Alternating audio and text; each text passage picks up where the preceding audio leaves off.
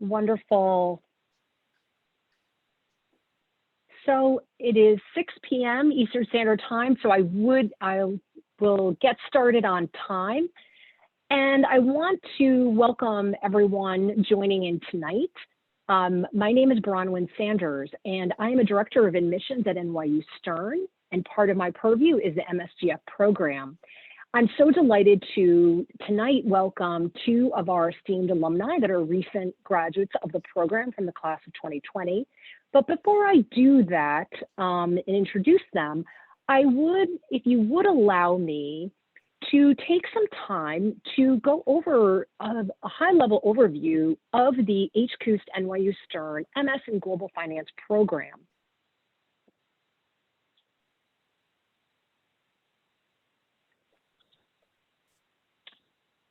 The MSGF program is a partnership between HKUST Business School and NYU Stern, two top business schools in financial centers of the world. It's a combination of the best of both worlds, giving you perspectives from both the East and the West. So here I'd like to go briefly through the program schedule and curriculum and give you an idea of how our program is structured. The MSGF program is a one-year, part-time executive program with 7 intensive modules across 3 major financial centers of the world: New York, Hong Kong, and Shanghai. The curriculum covers a broad range of finance topics that are continuously updated based on current trends in the finance industry. As you can see, we start in November, and our next intake will be this November 2021 in Hong Kong. And then we end the last module with an integrated group project group presentation that our alumni may touch upon later in our program today. In this program, students work in groups on an integrated project where students form teams with like-minded individuals to work on real-life finance issues. The student profile of MSGF is both global and diverse. Our students are executives from across the globe and have on average 12 years of professional work experience. The cohort is representative of 15+ different nationalities from 10+ different locations. So this diversity creates a truly robust and productive class environment for all the students to share their experiences and their own individual perspectives at their firms. Upon completion of the 7 modules, graduates are awarded a Master of Science in Global Finance jointly issued by both universities. You would be considered a student and alum of both universities and would have access to the resources and alumni communities of both schools. We are currently accepting applications for this coming November of 2021 for Module 1. And our next application deadline is coming up on July 25th. I do recommend getting your application in as soon as possible, particularly for those that are not local to Hong Kong, because we do need time to do visa processing for you. So really by the end of August is when we would recommend is the hard deadline for those that are those based in the States. So with that, I would ask Elaine and Daniel if you guys are on, if you could maybe turn your videos on so we can get to see you. But I'd love to introduce you both to Elaine and Daniel, who are fantastic and both part of the same cohort, graduating in 2020. And I'm going to have them. Can you guys both hear me and see me? Yes, we can. Perfect. Do you want to turn are your videos on? Yeah, mine's yes, on. from what I can see, mine's on as well. Okay. Oh, wonderful, wonderful. Okay, great. Oh, there we are. There you are. I was just in the wrong settings. Great. Well, thank you both for being here today. This is on an evening where I know both work in financial services and are incredibly busy. So I am so appreciative to hear from both of you tonight. And I'd love to just I'll start with Elaine. Elaine, maybe we could just start if each of you, I'll can give me a brief summary of your professional backgrounds. Elaine, do you want to start? Yeah, for sure. So first of all, thank you for inviting me to this panel. It is my pleasure to share my MSGF experience with every one of you who are interested in this program, along with my classmate and friend, Daniel.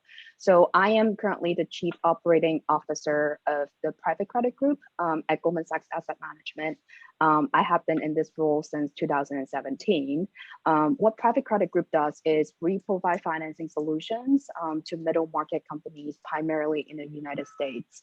My role as the Chief Operating Officer is to manage all the operational aspects of our business and our funds, including liquidity management, corporate finance strategy, portfolio monitoring, investor relations, just to name a few. Before my current role, I was supporting the trading desk on the broker-dealer side at Goldman Sachs to basically help the traders value the positions that they have put on with the client. Thank you, Elaine. And Daniel, would you mind sharing? I know you made a recent switch, not sort of recent in the past year, but I'd love to hear about your background as well. Absolutely, and thank you for having us today.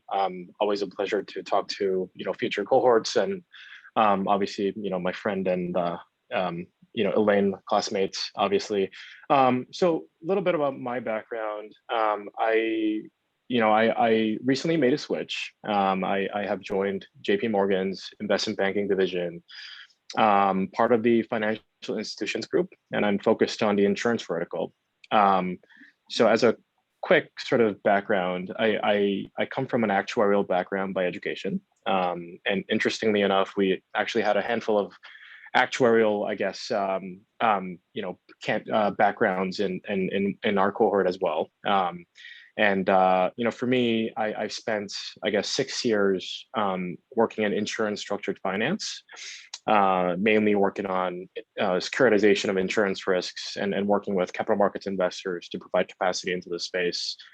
So worked throughout 3 different organizations, mostly insurance carriers. And the recent switch basically happened after graduating the MSGF program, which timing wise worked out nicely, but absolutely would love to talk more about my background and my experience at MSGF. That's great. Thank you, Daniel. And so I think the question that would be on everyone's mind is, maybe we'll start with you, Elaine, is, in your career and doing very well, working at a top firm, both of you at top firms, why did you decide it was the time to pursue a master's in finance? Yeah, so I have always wanted to pursue an advanced degree because I love to learn. I think it was more when I was approaching 1-year mark in my current role. I was also being tasked and start taking on investor relations aspects for our business. Basically, go out and speak to prospects and investors and pitch about our investment strategies all over the world. And I think at that time it became very obvious to me that I need to further develop my financial knowledge and broaden my global business perspective in order to have a very healthy conversation and with an ultimate goal that they will come in and invest and let us basically manage the money. So I think that is the main reason, or that was the trigger point for me to start looking into, well, what program that I should consider to pursue. And I think, after doing a lot of research, I know that I want to stay in finance. I know that that is a field that I absolutely love and enjoy being in. And I think MSGF program, after my research and talking to a few folks, that is a program that is definitely worthwhile for me to pursue because Master of Finance is really, it's a vertical, right? It's basically you're going to gain in-depth financial knowledge more vertically, more specialized versus, let's just say, an MBA that is more broad-based and that is more horizontal. And that was exactly what I needed. Yeah. No, that's great. That's great. Thank you for that. And I would pose the same question to you, Daniel. Is what prompted you to pursue a master's in finance? Absolutely. And it's a very good question. And I'm sure maybe many of you on the call today are going through the same process. But similar to Elaine, I've always wanted to pursue an advanced degree. And one thing in particular for me is that I very much appreciate the space I'm in. So I've always enjoyed covering insurance in some capacity. And I knew that now and even in the future, I want to be covering this space. So from a career perspective, I wanted to make sure that there's continuity in my career. And secondly, that there's an opportunity for me to pursue something on a part-time basis. And when I started doing my research, you will come up with a handful of programs, which all are brilliant. But for me, what really sparked my interest in this particular program was the focus in Asia, and secondly, the ability to continue this degree while pursuing my career. So, obviously, many of you are obviously working professionals, and for me, I've had this conversation with my manager back then, and he was very supportive of the program, understood the rationale, and how this program could potentially, help my career and help our team overall. So everything sort of lined up very nicely, and I, started the application. And yes, it turned out to be a very good program. I am Korean by background, but I was born in the States, lived in Canada for many years. And for me, learning about the Asian markets was, one, obviously, it's an emerging market and definitely a lot more focus is going into that side of the world. But two, it's also part of me is I want to understand sort of my own culture, right? Back in Korea or back in China or Hong Kong, how did the markets function over there? And it's definitely, different in many aspects. And for me, it was a very good opportunity to sort of, get both sides of, what I was looking for through this program. That's great. No, and I'm glad you touched upon that with regards to, really delving into the Asian market. I mean, do you, either one of you, maybe Daniel you could opine a little bit on how do you feel like being in a diverse cohort shaped your experience or your learning in any way? Yeah, so I would say two things, I guess. First is, when we talk about diversity, it really comes into play in two forms. First, it's really the diversity in the different background and profession that your cohort comes from, right? So I remember in our cohort, we'd have a mix of, classmates from rating agencies, from investment banking, from sales and trading, from operations, from fintech, and the list goes on and on and on. And it was very interesting to be part of a group where we're working on exercises, doing the integrative project together, which I'm sure we'll touch on later. So like just having the ability to, learn from others who are in other industries, just bouncing off ideas, and even just going out for a drink and talking about, their lives. I think that perspective was very interesting. And the second point is really sort of, I guess, geographically, as you can imagine, we have people coming in from the States, people coming from Hong Kong, China, Japan, Korea, Indonesia, and the list goes on and on. And for me, it was another way to learn not only the cultural side of things, but also how markets differ in these regions. So I think if you have the goal of sort of, wanting to better understand these two aspects in terms of diversity, it really was a fantastic program for me. Yeah, and maybe if I can add one thing, my own experience as in, how diversity plays out in the MSGF program is, I echo everything that Daniel just said. I think diversity of the cohort and also the faculty members from both Stern and USC was actually the ultimate highlights, at least for me, of this program. Not only, we get to hear different perspectives, from people that are in different segments within finance, but at the same time, I feel like we're able to cultivate our relationship that is not like a work relationship, if that makes sense. So there is this classmate of ours. He's actually also in private credit, but he focused on restructuring. So when you're in a credit shop, you definitely want to have a restructuring professionals, because when things go down, you need someone to actually help you work out the investment, right? So I would say that those connections that I have personally made through the cohort as part of the diversified with a cohort with such a good diversity was really helpful, not only on a professional level but also on a personal level as well. That's great. That's great to hear that you had that kind of experience. I think what we often get a question, which is understandable, is when people are thinking about an advanced degree and they're interested in finance and they want to upskill themselves, is really, and we touched about it a little bit, but I'd love to go back to it, is when you are struggling to decide, do I need to participate in a full MBA program, whether that be full-time or a part-time MBA program that sometimes can take 2 to 3 years, versus an executive program like this, a 1-year master's in finance program. What are some of the things that each of you maybe thought through that were important to you as you made the decision? Maybe obviously pros and cons of each, or what kinds of things would you think about? Yeah, maybe I can start, and I think that's an excellent question. I've also went through the same process, looking at different MBA programs, and I think everyone has different situations, right? Whether you're looking for a career change, whether you want to continue what you're doing, and you're just looking for an advanced degree.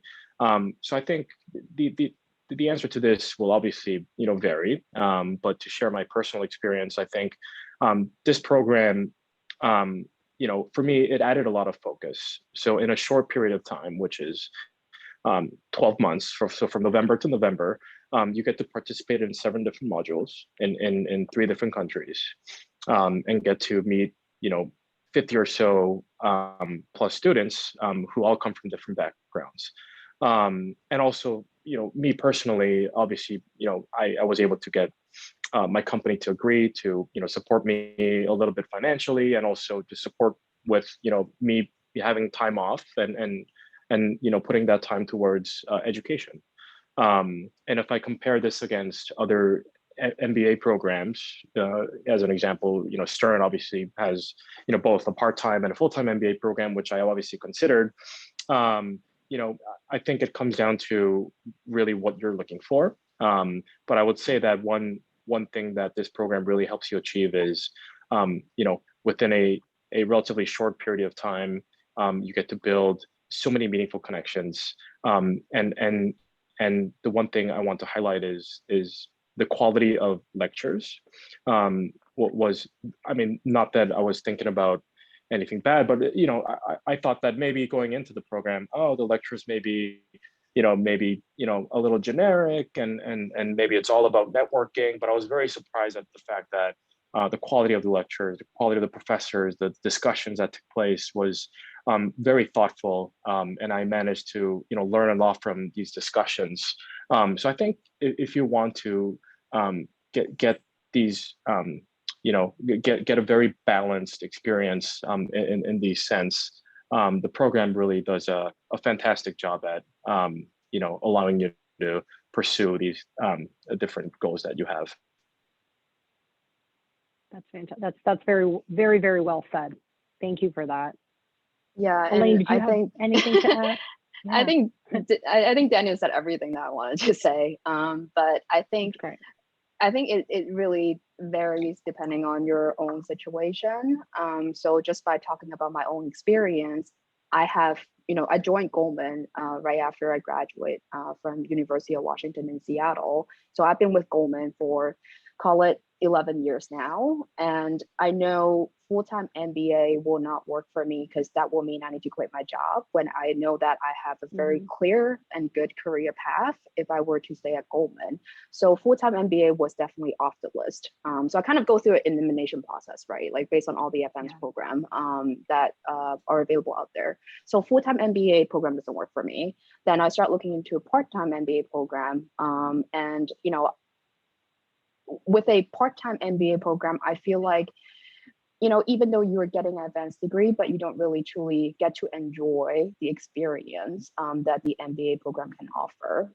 So I can always imagine, like, if I were to do a part-time MBA, I will have to get off work early, rush to school after work, and still have to worry about what's going on at work, and have to do homework over the weekend. So I know that part-time MBA probably would not give me the experience that I was looking for. Then I start looking into, Master of Finance program, which is, specialized in finance, which is exactly what I wanted. But I think what MSGF really provides is actually an ideal solution for me. Is all of us, all of our classmates will actually get to, take dial out from the day-to-day routine and has to take time off, right?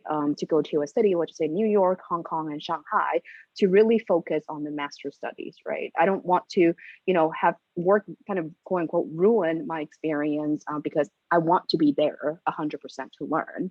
So I think that was a main driver, and something that stood out for me for MSGF is because of how they structure the module, us needing to take time off from work to actually focus on the study. And I think the other thing that I would add is, I have a very similar background as Daniel. I was born and raised in Hong Kong and came to the United States when I was very young. And being able to spend, at least 5 days in Asia and focus on, learning from my classmates, learning from the faculty members was very attractive and appealing to me. It allows me to go back to your roots and really understand what is really going on the other side of the world, especially with my focus or my specialization in the private credit industry within the US. I oftentimes overlooked, what is really going on in the world outside of US. So I think, MSGF was really the best solution for me to pursue my education, at the same time allowed me to continue to advance my career at Goldman. And third, broaden my knowledge about what is really going on outside of the US. Yeah, and another thing I would add is I think the modular based format works very nicely. It goes back to it just gives you added focus versus having weekend classes. I'm just thinking about a part-time MBA program where you're there on weekends, and not to say that's a bad thing, but me personally, just being at a same class setting for weeks at a time, it definitely allowed us to build a closer connections with our classmates and professors, because you're literally there, whether it be in Hong Kong, New York, or Shanghai, with your cohort. So you definitely get to spend more time and build closer relationships with your cohort. And we have a big WhatsApp group, and we talk to each other all the time. And I feel like these relationships really last a long time, right? It's just very different. That's great. So you both have, on the topic of bonding and being closer to your cohort, you both have the shared experience of entering the pandemic during your year program. Obviously not an easy situation. So a part towards the tail end was held virtually. How did you guys remain close? How did you work around that? In a less than ideal situation towards the end. Yeah, I can. Go ahead. Go Elaine, ahead first. Please. Yeah. No, I'm talking too much. If you want to go. No, I talk too much at work. Okay. Well, I'll keep it short, and then feel free to add more color. So I'm sure every one of you will agree that the pandemic forced all of us to make changes in both our personal and professional life, whether you and I get along or not, right? It's just something that has to happen, that you have to adopt.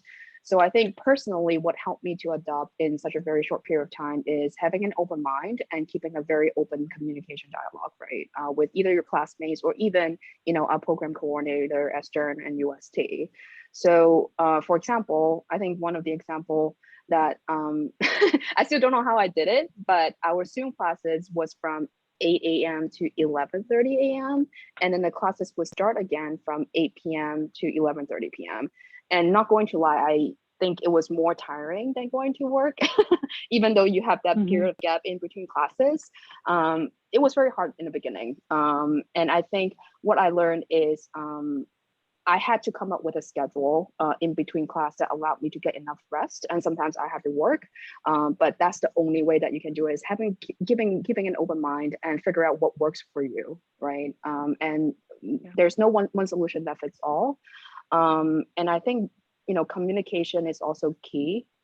So I think Daniel mentioned our cohort has a WhatsApp group chat, where we share information. And I think it was a little bit disappointing, not going to lie, that we didn't really get to travel to Hong Kong more and go to Shanghai for our module later on. But I think thanks to technology and social media, we have been able to stay very close to each other during the lockdown, and even right now, after we finish the program. That's great to hear. So the positive aspect of it. Yeah. Yeah, absolutely. And to add to that, I guess, obviously like very challenging times, and maybe, to make the story more interesting, we had the pandemic, but for our cohort, we also had the political situation in Hong Kong. So our first few modules, we were in Hong Kong with all the protesters. So I think we kind of joke about it with Brown and the rest of the team, but it's a very special year, right? Without a doubt. But I will say, despite these situations, it actually made the class a bit more interesting, right? So with the political situation, some of the classes, the professors would touch on their views on what's going on and how they impacts the economy. So you're sort of learning this live as it happens, right? And that to me is a special experience. Although we did complain on a few occasions where we're going out for drinks and we couldn't, and there's protests going on, all that stuff. But so that's one part. But secondly, obviously, for me, I think Elaine touched on a lot of the topics that I wanted to touch on. But the one thing I'll give sort of color on is, I think that the program administrators, I guess, did a fantastic job from both the NYU side and the UST side. I honestly think all the Zoom situations, all the lectures becoming remote, there wasn't not a single case where I struggled with technology, or I found something to be inconvenient. Everything went smoothly, and this is typically not the case, sometimes even at work. So I was very much surprised at how much time and energy the team had spent to ensure that everyone, including the faculty, had a very good experience out of this. And even I'm just thinking, even little discussions that need to take place with different project teams. We went into breakout rooms on Zoom. I didn't even know that was a feature. And even during small break times, we would chat with others, invite others into this breakout room, and really get to continue the dialogue with your classmates. So for me, I mean, as much as I wanted to be back in Hong Kong and Shanghai, I think the program did a fantastic job of making sure that we get as good of an experience as we did virtually. So I think we made the best out of it. Exactly. I do miss sort of the going out part, but I'm sure we will have plenty of opportunities for that later. And then one interesting fact to share, just because Daniel touched on, I think our first module was supposed to be November 2019, and that's when all the protests was going on in Hong Kong. And I think given we didn't know anyone, right? We haven't personally met our cohort, and actually personally met with the CERN and also the UST program coordinators, but there was a lot of communication telling us what is exactly going on, what we're planning to do, and what are the plans that might potentially happen. I think that was very important just because, me and Daniel are actually in New York City. So for us to actually have to make plans to fly to Hong Kong without actually knowing a plan was a little bit frightening at first, but I think, both Stern and UST did a fantastic job on, communicating. And our first module was actually in Disneyland in Hong Kong, which was very interesting and very unique. Yeah, a lot of creativity goes into the planning, right? And making, alternate well, it sounds like you both are resilient, and it, came out the other side of it. I wanted to just pause just for the sake of time. And I saw one question come in, and I should have said it before, but I would love for participants to either chat or put your question into the Q&A box that you'll see on your screen for questions, for both Danielle and Elaine that you might have. And so please do that. But I want to see if because this is one question that I think also comes up to both of you, and maybe what your thoughts are, because you both are from working in top institutions, coming from finance backgrounds, to get your flavor. Someone asked a question that for someone that has less of a finance background, right? So how might, and I'm going to ask the question in a different way, because I think this is what the person might be concerned about is, what do you think the level of technical acumen is to come into the program?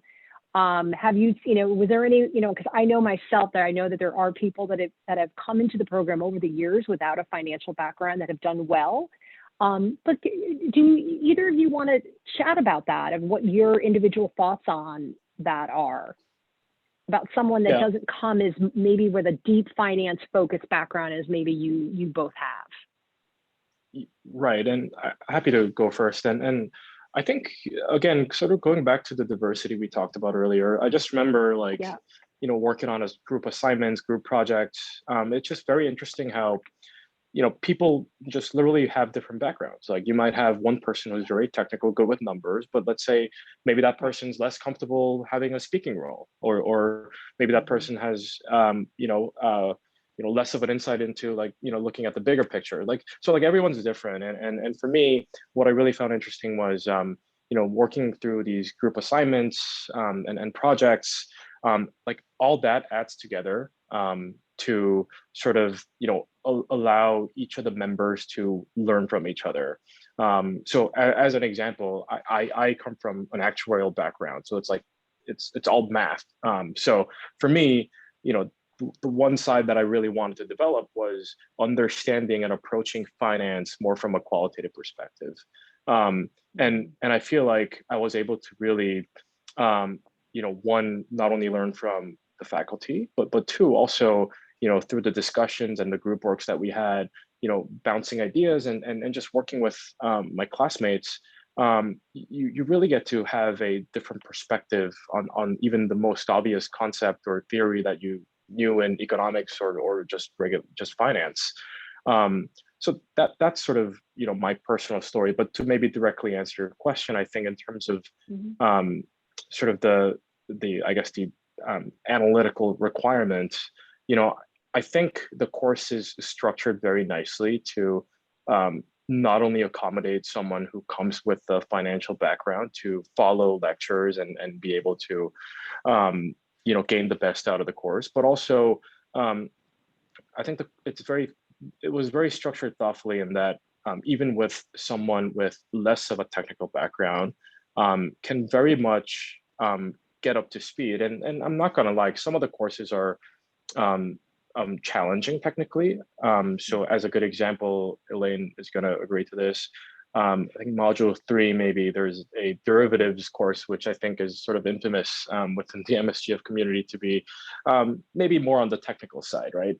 But even, working with, our fellow classmates who are maybe, less technical or come from a different industry, I really didn't see anyone who like was drowning underwater, right? One thing, the faculty is there to help, you know, the professor, the TA, as well as your classmates. So I think all these three things combined, the program and the courses are structured to, you know, very much allow you to, you know, get up to speed very quickly. Yeah, I totally That's agree great. with everything that Daniel just said. But if I might add, I think, you know, the faculty members are super helpful. So even I have been working in the financial services industry, it doesn't necessarily mean that I know everything about finance, right? So for example, let's say the derivative course that Daniel just touched on, yeah, I know high level what option is, but you know, the professor actually goes very in depth about, you know, all the exotic options and the option strategy, which was totally new to me. But I remember that, you know, it was actually in the beginning of lockdown where we had to do everything over Zoom.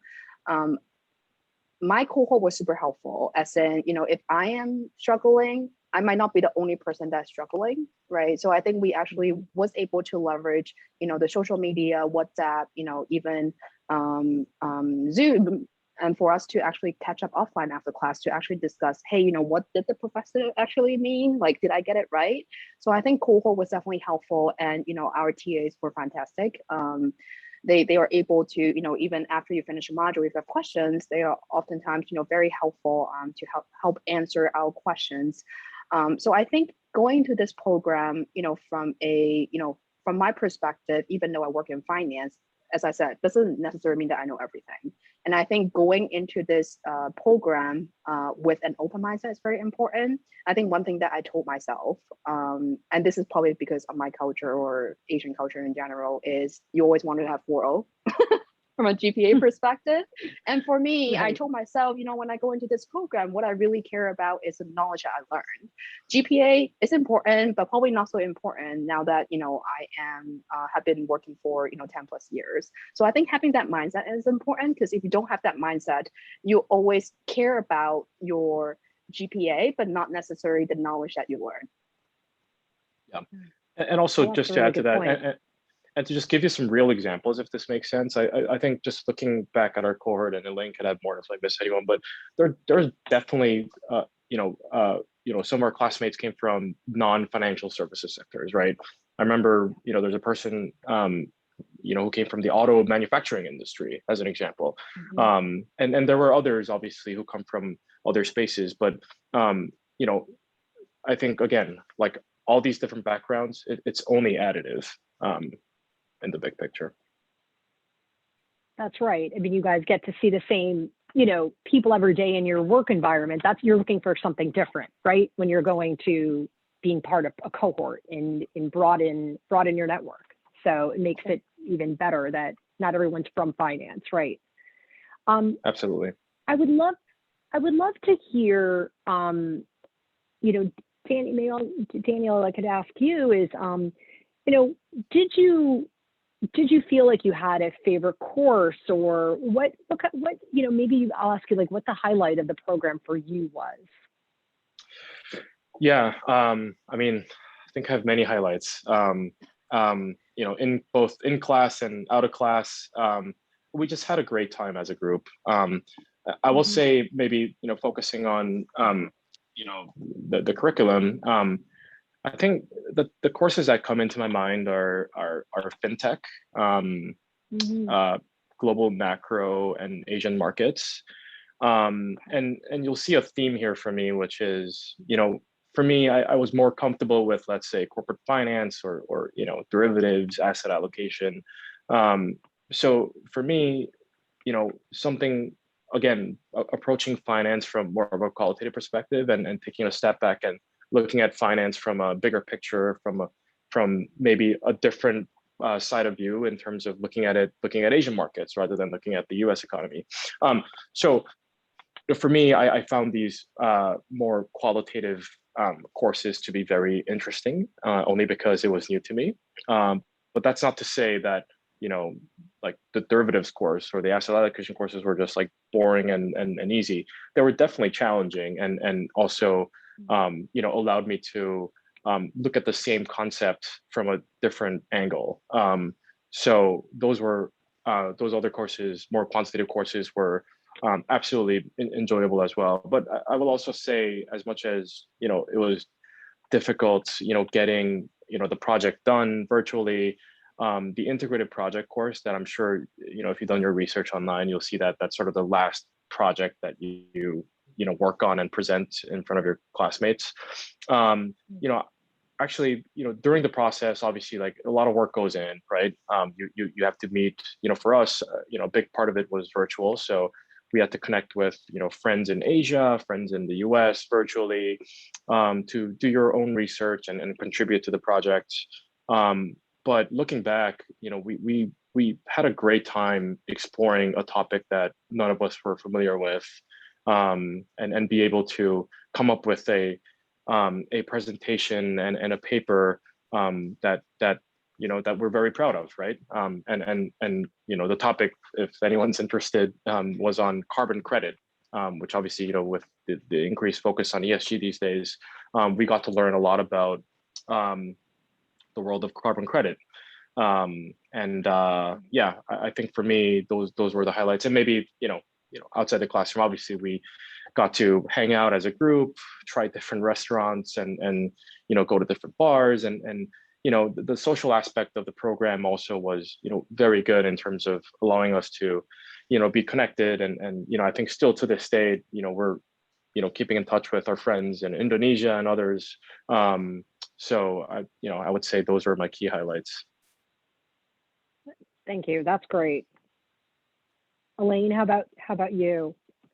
Yeah, I cannot agree more with Daniel said. I think it's all about the people. I really enjoy and basically having the opportunity to meet and learn from my cohort and the faculty members, because my industry, what I'm focused on, which I touched on earlier, is very niche, and all the people that I talk to both at work and even we become friends is really only focused in the US market. So I think having the opportunity to meet people outside of my normal work circle was definitely the highlight. And Daniel also mentioned, like, we have our cohort is very diverse. We have classmates from Indonesia, we have classmates from Japan, we have classmates from Korea, and that's only where they're based right now. They might have come from, a different country, or they might have worked in different cities, right? So I think that all add up to become my highlight of the program is really the people. And as far as my favorite course, there's a lot. I'm not going to lie, so it was kind of hard for me to pick one. But if I have to pick one, I think there is a module or classes that actually focus on China financial services. So with me being in the US, but I'm Chinese, it's always interesting for me to really understand what's going on in the China market. And I think the class actually taught me the basic foundation of the China financial market. What's the current trend? What are the hot topics currently going on in China? And be able to actually draw a difference between the US financial system and the China financial system, which is super helpful. Because in my current role, I am speaking to a lot of offshore investors, particularly in China. So not only am I able to talk to them about my team, our team's investment strategy, I'm actually able to have a very healthy conversation with them based on what I've learned from this class about what is going on in China. So I think that all really was helpful, not only on a personal perspective and also from a professional perspective. And I think one of the interesting things that I would like to point out is this China financial market class was actually taught by one of our MSGF alums. So I thought that was like really interesting. It wasn't actually taught by a faculty member. It was actually taught by one of our alum. And just because he was at one point a student of MSGF, right? So he was able to put himself into our shoe and be able to help us connect the dots between what he is teaching and what we have learned so far. That's incredible. That's incredible. It's amazing to, and I think that's a great part of this program is you're able to, particularly how it's structured, you're able to, particularly learn something in class and then think about how do you bring that back to your job and how does that affect your day-to-day. So that's great to hear. I'm just, cognizant of the time, and I'm also aware of, participants' Zoom fatigue in officially summertime. And so I did want to have one question from the audience that I do think is important that we didn't really touch upon, because is what is, you're both are working, you have busy full-time lives, you have a personal life, a full-time job. In terms of, can you tell me a little bit about how you handled, but also the estimate of how much time you worked, your hours between modules? So any tips on how you manage the workload for completing assignments over the year's time? Yeah. Again, good question. I'm struggling to put a number to my answer, but yeah, sure. I can tell you that many of us are part of deal teams and whatnot, and it's definitely manageable, right? I think the program understands that we are working professionals, so we have our personal life, we have our respective jobs and whatever. So, I think in terms of working on assignments or preparing for an exam, there's definitely enough time that's given to accommodate for different situations. Obviously things come up, and I remember spending late nights to get an assignment done before the deadline, but again, it's nothing impossible and nothing that I think you should be worried about. And to add to that is you're not alone in this, right? If you're stuck, if you have questions, you have your classmates, you have the TA, you have the faculty who's very responsive. So with all this, with all the resources backing you, I think it's very much manageable in that sense. But maybe Elaine has a different thought, but I'm sure she has a very similar experience. Yeah, very similar experience. It's really hard to quantify, the average commitment we put into finishing our assignment or preparing for the final exam or the integrated project. I think it also depends on your background too, right? So for example, fixed income was relatively straightforward for me just because, I have fixed income background. But then when it comes to, let's just say, fintech or derivatives, I have to make sure I spend enough time outside of work and also my personal time to really, study for the final exam or, to work on the assignment. So I think it really varies. And I think what really helps me was you have to be very disciplined. And maybe this is just me, is you have to be very disciplined in managing your time. I mean, every one of us, work professionally, we're working professionals, and especially last year, I think, when the market was volatile, it was very hard, I'm not gonna lie, to really take time off. And after work, you're very tired because you have a very long day because of market volatility. And at the same time, you still have to work on your assignment and prepare for your final exam. So it definitely wasn't easy, but I totally agree with what Daniel said, is you're not in this alone. Your classmates share the same experience, share the same, I would say, struggle, but we get through it together, right? And I think that's the thing about this program. It kind of brings the best out of you, just because you're able to fit work, you're able to fit your personal life, and you're able to fit school, right? And then, to be quite honest, now, I'm done with the program. I have a lot of time, and I feel like I'm better in time management, right? Because now I have all this time, right? And I think the other thing that I would add is, this is my personal experience. I remember asking one of the alum that question before I actually applied. And what she told me, which I found out is true, is you'll figure it out. You'll figure out when you're in it, but I wouldn't be too worried. Right. No, that makes a lot of sense. I mean, I think, and also to everyone is right. Everyone deals with their schedules differently, and it is an individual. But I think that obviously, is that old expression, is what you put into it, you get out of it, right? And if you need extra support, talk to your classmates, talk to the program managers, figure out, what is the best course to get it done and get the most out of it. I wanted to, just looking at the time, wanted to segue to saying an absolute thank you to both of you because I know you're both busy and you have busy day jobs. Thank you for making the time to speak with us tonight about your experiences. I'm so happy that you guys had a successful year getting through last year and graduating and, on to both very successful careers. Thank you so much.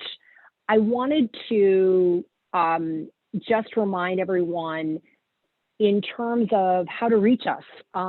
If you have any questions about the program, about application, about applying, please do reach out to either this is information on our website, to our admissions team at either NYU Stern or HKUST, and we are happy to set up a call with you. Just in terms of next steps, before we do that, we would just ask that you fill out the preliminary information form on our website that includes your resume, so we just have a better idea of who we're speaking with and your background. And we'd love to do an info call with you as a first step. And again, application deadlines for non-local to Hong Kong students, it is coming up quickly toward the end of August, so we do want you to get your applications in. But Daniel and Elaine, thank you both so much for being here tonight. It's so great to hear from two fantastic alum who are both very successful in the program, who have done so well, and I am very grateful. Thank you for being here tonight. Absolutely. Thank you, Ron. And I just wanted to offer, and I'm maybe speaking for Elaine as well. We're happy to talk, right? I mean, if any of you have questions, and I found that to be personally helpful when I was also in your shoes maybe 1 year ago, and I had the chance to speak with some of the alumni, and it absolutely helped me gain sort of a deeper understanding of exactly what the program entails, from logistical aspects to everything else. So you can pretty much search us on LinkedIn, I guess, and feel free to reach out. Is that that's great? Absolutely. Is that the best way to reach you both? Okay, good. Yep. And through LinkedIn, that's great.